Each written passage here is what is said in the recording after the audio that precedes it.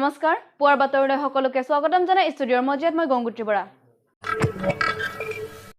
শনিবাৰে কাৰ্বি আংলং সাহিত্য পৰিষদৰ 5 নং ৰংখাং পৰিষদীয় সমষ্টিৰ দলনি ওপেন কমিউনিটি হলত বিজেপিৰ মাছ জয়নিং প্ৰগ্ৰাম অনুষ্ঠিত হয় বৈঠালাংছৰ বিধানসভা সমষ্টিৰ বিধায়ক ডক্টৰ মানসিং ৰংপি উপস্থিত থকা এই প্ৰগ্ৰামত প্ৰায় শতাধিক পৰিয়ালে বিজেপিত যোগদান কৰে শনিবাৰে কাৰ্বি আংলং সাহিত্য পৰিষদৰ 5 নং ৰংখাং পৰিষদীয় সমষ্টিৰ দলনি ওপেন কমিউনিটি হলত বিজেপিৰ মাছ জয়নিং প্ৰগ্ৰাম অনুষ্ঠিত হয়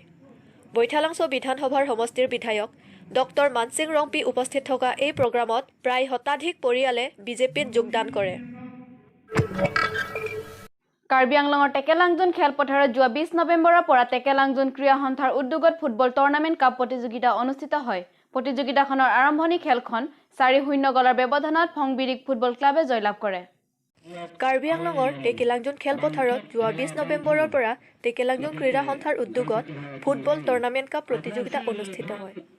প্ৰতিযোগিতাখনৰ আৰম্ভণি খেলখন 4-0 গলৰ ব্যৱধানত ফংবিৰিক ফুটবল ক্লাবে জয়লাভ কৰে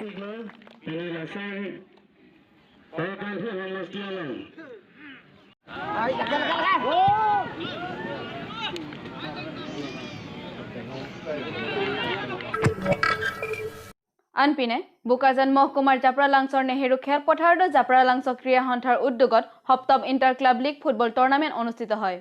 আনপিনে বুকাজান মহকুমাৰ জাপৰালাংছৰ নেহেৰু খেলপথাৰতো জাপৰালাংছ ক্ৰীড়া সন্থাৰ উদ্যোগত সপ্তম inter club league football tournament অনুষ্ঠিত হয়